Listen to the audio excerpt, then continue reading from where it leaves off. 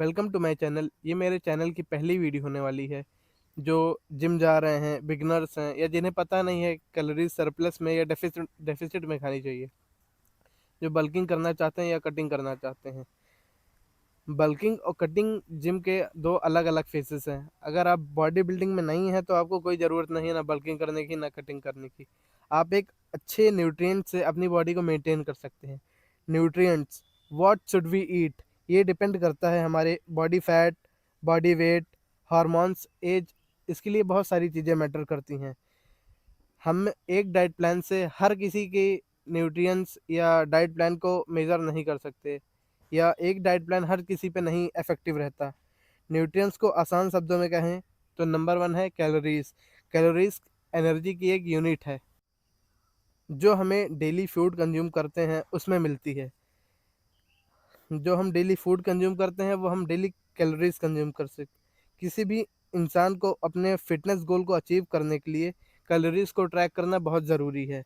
जैसे किसी को गेन करना है तो उसे कैलोरीज़ को सरप्लस में खाना होता है, या किसी को वेट लॉस करना है या कटिंग करनी है तो उसे कैलोरीज़ डेफ़िसिट में खाना होता है। हम कैलोरीज़ को सरप्लस में या डेफ़िसिट में तभी खा सकते हैं जब हमें हमारी मेंटेनेंस कैलोरीज़ पता हो। हमें गेनिंग करने के लिए अपने मेंटेनेंस कैलोरीज़ से 200 कैलोरीज़ या उससे थोड़ी ज़्यादा कैलोरीज़ खानी पड़ती है, जिसे हम गेनिंग फ़ेज़ कहते हैं, बल्किंग। और हमें कैलोरीज़ सरप्लस में अपने बॉडी मेंटेनेंस कैलोरीज़ से 200 कैलोरीज़ कम करके खानी पड़ती है, या हमें फैट लॉस करना है या कटिंग करनी है तो हम खाते हैं।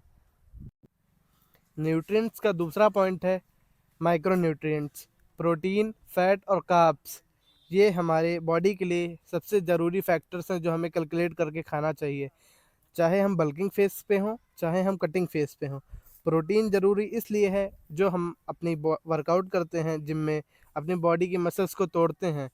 प्रोटीन्स उन्हें रिकवरी देता है और हमारी मसल्स को ग्रो होने में सबसे ज़्यादा हेल्प करता है। कार्ब्स, कार्बोहाइड्रेट्स, जो एनर्जी का एक सोर्स है। हम जो भी पूरे दिन में काम करते हैं, लिफ्ट करते हैं जिम में या वर्कआउट करते हैं, हमें एनर्जी की नीड होती है जो हमें कार्ब से मिलते हैं। ग्लूकोज कार्बोहाइड्रेट सोर्स से ही मिलता है हमें। तीसरे नंबर पे आते हैं जो कि है फैट। फैट, जो कि बहुत ज़रूरी है। लोगों को लगता है फैट खाने से हमारे बॉडी में फ़ैट स्टोर होता है, लेकिन फ़ैट बहुत ज़्यादा ज़रूरी है, जो हमारे ब्रेन के हार्मोन्स को अच्छे से वर्क करने के लिए बहुत हेल्प करता है। फ़ैट बुरा है, लेकिन अगर आप लिमिटेड खा रहे हैं फैट्स तो आपके लिए बहुत अच्छा है। अगर आप अपनी रिक्वायर्ड फ़ैट से कम खा रहे हैं या बिल्कुल भी फ़ैट कंज़्यूम नहीं कर रहे हैं, तो ये चीज़ें आपकी ब्रेन फंक्शनिंग, आपके हार्मोन्स ग्रोथ पे बहुत ज़्यादा इफ़ेक्ट करती हैं। नेक्स्ट है फाइबर। फाइबर इसलिए ज़रूरी है क्योंकि हम जो दिन भर में खा रहे हैं कार्ब्स, प्रोटीन चीज़ें कंज़्यूम कर रहे हैं, उसको डाइजेस्ट होने के लिए हम फाइबर का इंटेक करते हैं।